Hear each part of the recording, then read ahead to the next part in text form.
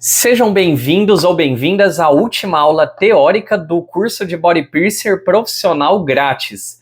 Pois é, pessoal, chegou a hora da última aula antes de eu demonstrar para vocês como se fazem perfurações corretas na prática. Estão ansiosos? Hoje vamos estudar a anatomia básica do corpo humano aplicada aos piercings, um conhecimento essencial para qualquer profissional que quer aplicar piercings com segurança, precisão e técnica. Saber onde passam vasos, veias, cartilagens e entender os tipos de pele vai te ajudar a reduzir riscos, evitar complicações e, claro, trazer uma cicatrização mais tranquila para seus clientes. Além disso, irei te dar dicas de como vencer o nervosismo em seus primeiros piercings e de como praticar marcações e perfurações em moldes de silicone. Vamos à aula então? Vamos conhecer os tipos de tecidos envolvidos nos piercings?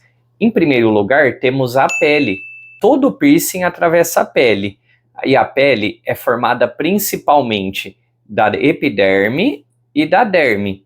A epiderme é a camada mais superficial e a derme é mais profunda, rica em colágeno, vasos sanguíneos e terminações nervosas. É por isso que piercings feitos de maneira muito rasa podem causar rejeições, migração, e piercings feitos de maneira muito profunda podem causar sangramentos ou atingir estruturas inadequadas. Eu vou te dar dois exemplos de piercings que atravessam somente a pele. São eles o lóbulo da orelha e a sobrancelha. Em segundo lugar, temos a cartilagem.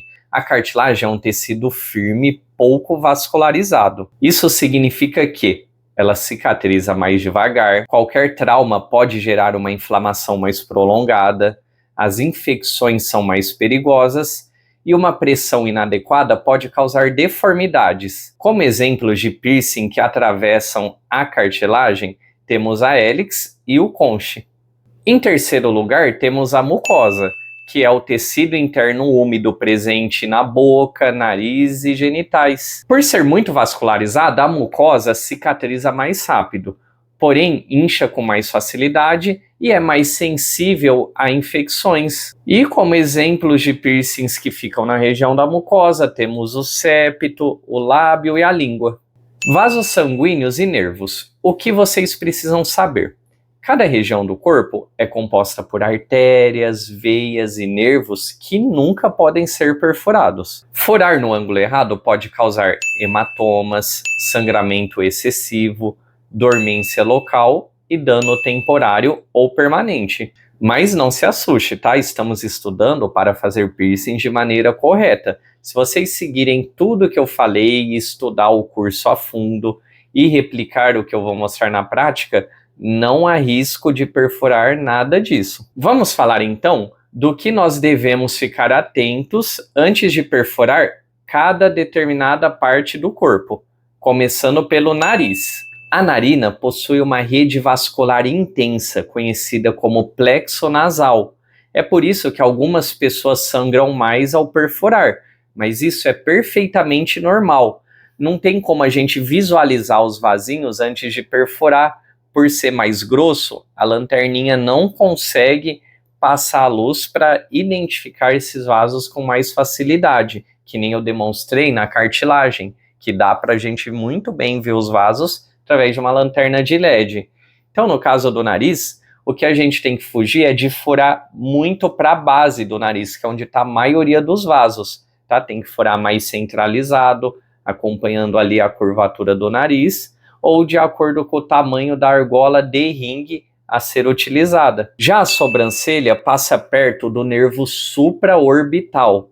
É por isso que o piercing na sobrancelha não pode ser feito profundo, pois vai atingir esse nervo e pode causar dormência temporária ou permanente em casos mais graves. Já a língua, ela tem duas artérias grandes, que são as artérias laterais. Furar uma artéria vai causar hemorragia, é muito perigoso. Por isso, nunca se deve furar a piercing de maneira lateralizada. Deixa para quem tem muita experiência já. A gente sempre vai furar a língua na parte central, que é uma região que tem vaso sanguíneo, então vai causar um leve sangramento. mas diferentemente de pegar uma artéria, não vai causar hemorragia nem complicações. E os mamilos também possuem muitas terminações nervosas. Para evitar tirar a sensibilidade e danificar uma terminação nervosa de alguém, você sempre tem que furar o mamilo na base, rente ao seio. Claro, atravessando o mamilo, mas bem rente ao seio ou ao peito, tá? Nunca para a ponta. E vamos falar agora da anatomia da orelha, que é onde se faz a maioria dos piercings. Muita gente pensa que um piercing na orelha é simples, que é só chegar e furar que não vai dar nenhum problema. Mas na verdade devemos ter muito cuidado. A orelha possui diversos tipos de cartilagem, curvas anatômicas diferentes e um sistema de vasos que devemos ter muito cuidado na hora de perfurar. Devemos sempre identificar os vasos sanguíneos de calibre grosso através da lanterna de LED para visualização dos vasos, conforme vimos na aula 6. Os locais que a gente deve lanternar para mapear os vasos são a hélix, o transversal, o anti-hélix, o flat, o hook e o conche. Perfurações tradicionais atingem vasos mais finos, o que é normal. Agora, ao atingir um vaso de calibre grosso, pode causar sangramento intenso, hematoma interno e infecções mais graves, pois as bactérias têm mais facilidade de acesso ao tecido devido ao sangramento. Essa infecção, se não tratada, pode causar necrose do local, deformidade na orelha. Então, por isso, constatou que um cliente está com infecção, deve procurar um atendimento médico urgente. Quando se respeita a anatomia das pessoas, a cicatrização se torna mais rápida, menos dolorosa, menos propenso a granulomas e a rejeição. Por isso, a gente não deve também padronizar. Eu expliquei nos tipos de piercing, por exemplo, que num piercing na hélix a gente usa geralmente uma haste reta de 8 milímetros de comprimento, mas não é sempre. Existem exceções, uma pessoa com a cartilagem mais grossa, teremos que furar com piercing de haste com 10 milímetros. O tragus é outra coisa que muda muito de pessoa para pessoa. Tem pessoas que têm um tragus mais fininho. Você não vai colocar uma joia grande, pesada, pois esse peso da joia pode causar pressão, gerando um granuloma. Então a gente sempre tem que avaliar cada corpo humano, cada anatomia, para decidir o que vai ser feito de melhor ali, qual joia vai ser colocada para uma perfeita cicatrização.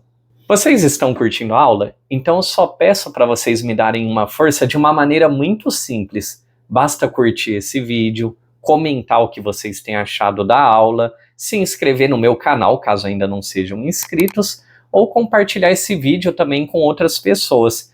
É tudo que eu peço em troca deste super curso que eu preparei para vocês de maneira gratuita. Vamos agora então para outro tema muito importante. Quais são os casos em que não devemos perfurar alguém? Então a seguir eu vou passar para vocês a lista completa de todos os casos em que não devemos aplicar um piercing. Começando pela gravidez.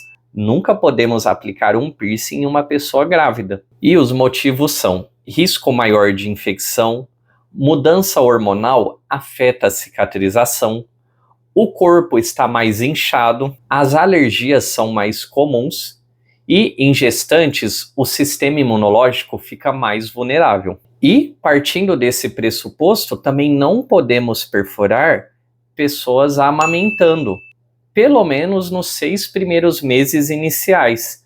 Alguns especialistas recomendam até 1 ano.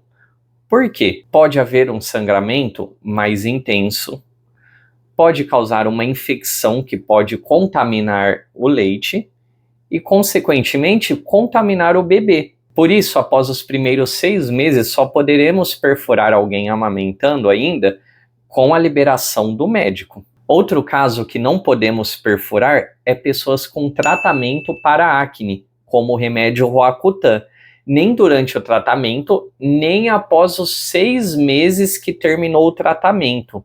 Os motivos são que a pele fica extremamente fina, frágil e descama, o que pode prejudicar a cicatrização. Também não podemos perfurar pessoas que estão em tratamento com remédios que afinam o sangue, que são os anticoagulantes. O motivo é que haverá um sangramento intenso e contínuo. Também nunca devemos perfurar pessoas com doenças autoimunes ativas, ou seja, não controladas, como lúpus, psoríase ativa no local, artrite reumatoide e doença de Crohn. E os motivos são que podem haver uma inflamação exagerada, risco de rejeição extrema e uma cicatrização imprevisível. Só pode ser feito piercings nesses casos com a liberação do médico.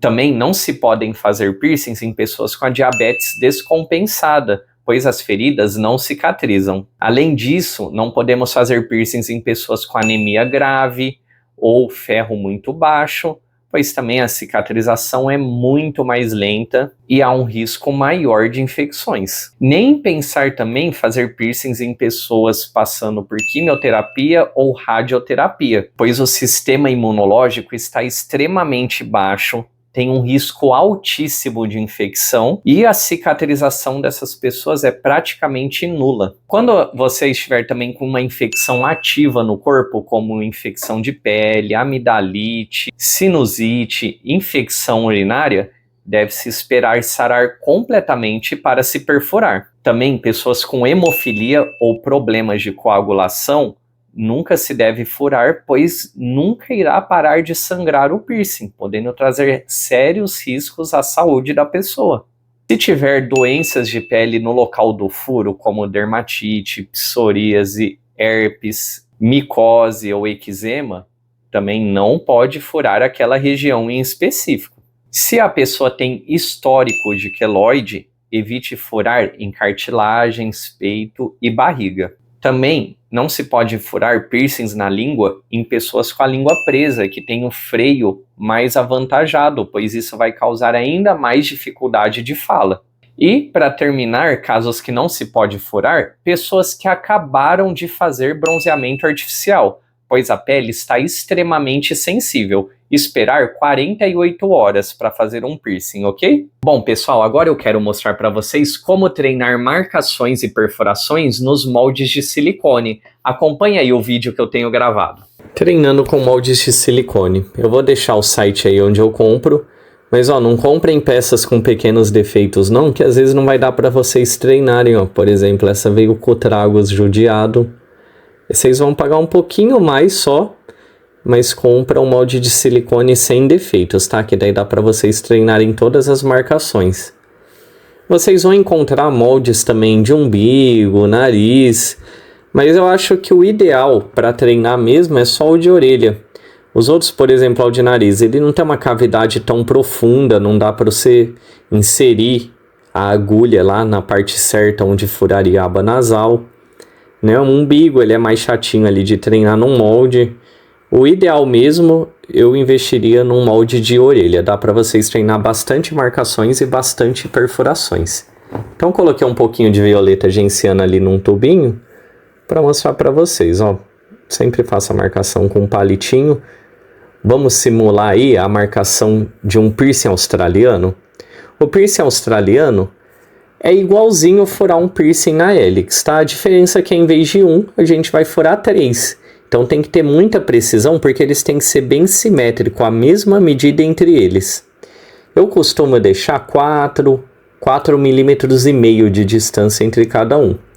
Então eu recomendo vocês comprarem esses moldes e irem replicando essas marcações ou outras marcações que vocês verem no curso e irem perfurando também para treinar. Então, ó, na marcação, eu vou deixar exatamente 4,5 milímetros entre cada furo. Não tem uma distância padrão, tá? Também vai do gosto do cliente, mas eu acho que essa distância fica bem legal, esse piercing. Ó, tenta ver a pontinha com pontinha. Tá vendo, ó? Ali no furo de cima eu achei que ficou um pouquinho mais distante do que o do meio para baixo. No meio para baixo consigo encostar bem certinho a pontinha com a pontinha, tá dando a medida de 4,5 e o furo de cima ficou um pouquinho mais distante. Então peguei um álcool e um cotonete para poder fazer a limpeza. Esses meus outros moldes, eles estão bem marcados com violeta. Se você limpa logo depois que você termina os treinos, ele vai sair a marcação, tá? Aí estende a vida útil do seu molde de silicone para você poder praticar mais.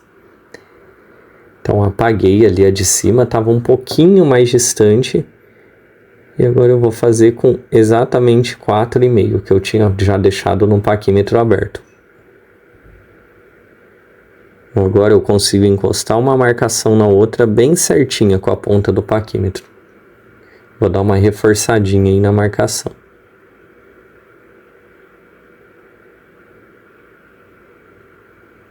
Beleza, pessoal? Então, a diferença, quando eu vou fazer um piercing australiano, eu marco atrás também, para sair exatamente na mesma reta os três. Senão vai ficar também desalinhado atrás, não fica legal. Quando eu furo um só na hélix, eu marco só a frente. Agora, se eu for furar 2 ou 3, tentem fazendo uma reta do furo da frente até atrás, para vocês verem certinho também o ponto de saída da agulha, para eles ficarem bem simétricos um com o outro. Fiz essa linha atrás. E agora eu vou fazer as marcações. Sempre checar com o paquímetro, tá? Vamos ver se deu certinho. De baixo para do meio deu certo. Em cima ficou um pouquinho mais distante. Preciso arrumar um pouquinho a marcação ali. Eu quero que vocês façam diversas marcações no molde de silicone. Façam furos também e me mandem fotinho, tá? Pelo meu WhatsApp, que tá no capítulo introdutório aí do curso. E também no capítulo de conclusão, tem o meu contato. Então mandem para eu ver se vocês estão praticando legal. Mandem foto das perfurações também reais. Tô ansioso para ver, hein? Então vamos lá. Arrumando a marcação atrás, a simetria na frente já estava certinho.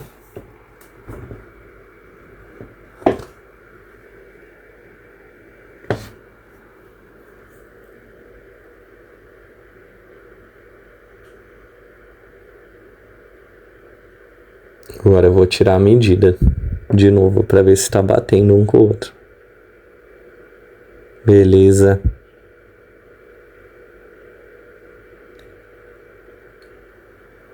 Vamos fazer um furo agora que a gente fez a marcação? Então vocês podem treinar assim, né? Deixa num suportezinho. Deixa o piercing já preparado no taper se for usar agulha americana. Se não, deixa o material aí também pro furo com catéter. Então é muito simples. Como o piercing é 1,2 milímetros com a rosca interna, eu vou usar um taper de 1,2 com a rosca externa e já deixar rosqueadinho.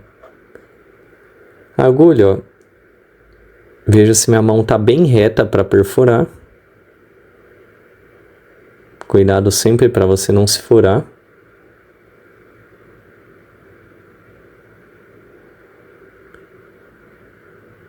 Fiz a perfuração, vi que saiu na minha marcação atrás. Vamos supor que você está furando um cliente e não saiu na sua marcação atrás. Volta a agulha bem pouquinho e já arruma na hora, tá? O cliente nem vai sentir. Fez a passagem do piercing com o taper. E aí, o ideal também, finge que é um cliente de verdade, tá? Então, tenta desrosquear certinho com a pinça mosquito, pinça hemostática reta, para você já ir treinando o manuseio com as duas mãos. Enquanto uma mão segura a pinça, a outra mão vai desrosquear e depois também vai rosquear a bolinha. A bolinha tem que estar sempre na pontinha do dedo, bem retinha com a rosca, senão ele não rosqueia, tá? Beleza, fez seu primeiro furo? Vamos treinar outras marcações na orelha também. Então, orelha são muitos os lugares possíveis de se furar, né? Tem o flat, lógico, na vida real precisaria da lanterninha para ver os vasos, tá? Mas ó, tem o flat, tem o anti-hélix. Lembrando, ou em cima ou abaixo do hook, que é aquela região ali. Vamos já aproveitar e marcar o hook da pessoa também. Marcar o dive. Lembrando, o dive eu marco só uma retinha. Tenta marcar sem olhar esse vídeo, tá? Depois de você assistir essa aula de treino, Depois comprar o molde, tenta marcar todos os locais possíveis que vocês lembrarem. Ó, o conche, marquei agora. O tragus, lembrando que eu tenho que fazer algumas linhas de referência no meio, na divisão do rosto, para depois marcar onde vai ficar o piercing. Tem também o lóbulo, né? Primeiro furo. Eu costumo deixar, ó, o antitragus. Quando a cliente vai querer furar o segundo ou o terceiro furo, eu costumo deixar uma distância de 6 a 8 milímetros. Vai do gosto do cliente também, tá? E sempre subindo, acompanhando a curvatura da orelha. Então, ó, segundo furo. Se eu fosse fazer o terceiro, mesma distância que eu deixei entre um e outro, eu vou marcar também o próximo furo.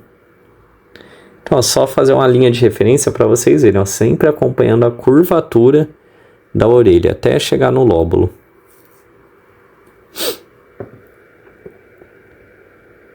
Para mostrar bem onde ficou cada ponto. Não precisa fazer todos esses ciscos na orelha da pessoa, mas para vocês poderem ver bem.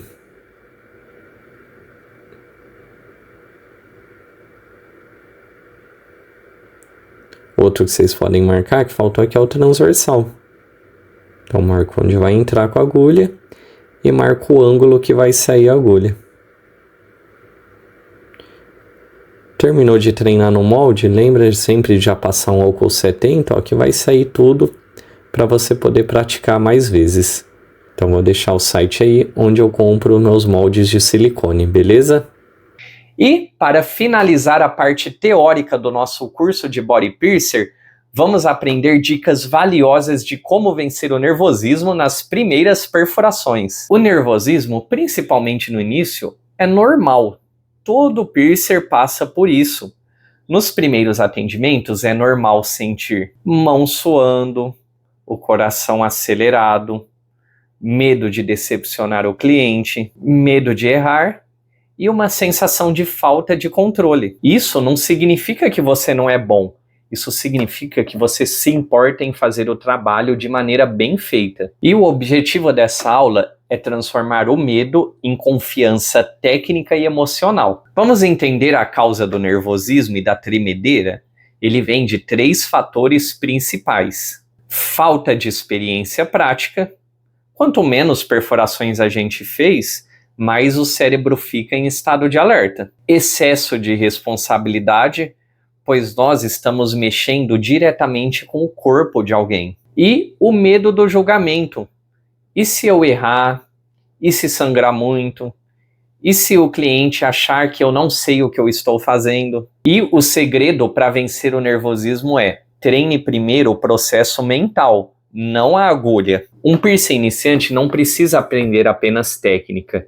Precisa aprender o controle emocional. E para isso, vamos usar os 3 pilares da confiança. O pilar número 1 é o preparo. A confiança nasce antes do atendimento. Nós devemos fazer um checklist de preparo interno. Para começar, revise todo o material que você vai utilizar. Revise mentalmente o passo a passo da perfuração. Visualize aquele procedimento. Revise a parte da anatomia, deixe o seu espaço perfeitamente organizado e respire devagar antes de iniciar o atendimento. Devemos também ter um checklist de preparo externo no estúdio, ou seja, um ambiente limpo, a maca limpa, uma iluminação forte, a esterilização de todos os materiais em dia, as luvas certas do tamanho correto e as joias previamente esterilizadas. Quanto mais preparado vocês estiverem, menos chance da ansiedade surgir. O pilar número 2 é o procedimento. Durante o atendimento, mantenha uma rotina fixa para que seu cérebro entre em modo automático. Vou te passar uma rotina que eu sugiro para os piercers iniciantes e que eu aplico até hoje. O primeiro passo é receber bem o cliente, perguntar se ele quer tomar uma água, um cafezinho. O segundo passo é entregar a ficha de anamnese para seu cliente, para você ver se não tem nenhuma observação que impede de fazer o furo. Terceiro passo, higienize a sua mão bem devagar, de acordo com o passo a passo que mostramos na aula de biossegurança. Quarto passo, deixar tudo preparado na sua bancada e, hora que chegar o cliente, preparar também o campo estéril, sempre na frente do cliente, abrindo todos os materiais. O quinto passo, explicar o procedimento passo a passo para seu cliente. No sexto passo, vamos marcar o local a ser perfurado com precisão. Se errar, apaga e refaz até ficar uma marcação pequena e precisa. Sétimo passo, peça para o cliente olhar no espelho e aprovar se está ok a marcação, se está no local desejado. O oitavo passo é respirar profundamente antes de iniciar a perfuração. O nono passo, perfurar com muita firmeza. O 10º passo, colocar a joia e finalizar com a limpeza do local. E o 11º passo, pedir para o cliente olhar no espelho e avaliar o resultado. Repetir essa ordem em todos os atendimentos reduz muito o nervosismo. E o pilar número 3 é a postura. O seu corpo influencia diretamente no seu estado de espírito. Uma postura física correta significa pés firmes no chão, tronco estável, ombros relaxados e uma respiração constante. E, além disso, também tem que ter a postura emocional correta. Você é o profissional. O cliente confia em você. Você vai fazer o procedimento de maneira correta. O nervosismo é natural, não vai influenciar no seu resultado. Lembre-se, seu conhecimento está acima do medo. Você tem todo o conhecimento necessário para se realizar um piercing de maneira correta. Basta praticar. Como que eu lido com meus clientes nos atendimentos para diminuir a pressão? Eu sempre explico o que eu estou fazendo. Limpando a pele, fazendo a marcação, pegando a agulha para perfurar. Também é importante sempre estar tranquilo e sorridente. Diga para o cliente que o procedimento é rápido. Os clientes confiam em quem parece confiante, mesmo que você ainda seja iniciante. E lembre-se que o cliente ele não percebe tudo. Mesmo que você esteja nervoso, o cliente dificilmente irá notar, se você manter uma postura calma e profissional. Pequenas pausas para ajustar as ferramentas ou revisar etapas são normais e não quer dizer que demonstram insegurança. Uma técnica prática para reduzir o nervosismo e parar a tremedeira imediatamente é a respiração 4-4-6. Antes de você perfurar, você vai inspirar profundamente por 4 segundos, segurar o ar por 4 segundos e soltar durante 6 segundos. Isso para a tremedeira imediatamente, pois reduz os batimentos cardíacos. Lembre-se, o que te deixa nervoso hoje será natural amanhã, pois o cérebro se adapta às situações. Depois de 20, 30 procedimentos, a ansiedade reduz pela metade. Depois de 50 piercings, você domina o processo. E depois de 100, vira instinto natural. Todo piercing experiente já teve as mãos tremendo um dia. E todos passaram da mesma forma, continuando, aprimorando e repetindo o processo. O erro não te define. Erros pequenos acontecem com todo profissional, seja uma angulação errada, ou seja uma demora para colocar uma joia. Nada disso significa que você é ruim, significa que você está aprendendo. O profissional ruim não é o que erra, é o que não aprende com o seu erro. Lembre-se, estamos lidando com um serviço completamente manual, passível de erros. O piercing é técnica, anatomia e autocontrole, mas também é experiência, repetição e confiança gradual. Se você estuda, pratica, segue a biossegurança, mantenha calma e segue um processo técnico fixo, então você está no caminho certo. E o nervosismo é apenas a porta de entrada para você se tornar um excelente body piercer profissional. E aí, gostaram da aula? Na próxima semana iremos finalmente ver os vídeos das perfurações, com explicações detalhadas com passo a passo. Então, não deixe de ativar as notificações para não perder a aula mais importante do curso. Também não esquece de deixar seu like e comentar suas dúvidas, que eu vou responder assim que possível. Até a próxima, futuros e futuras body piercers!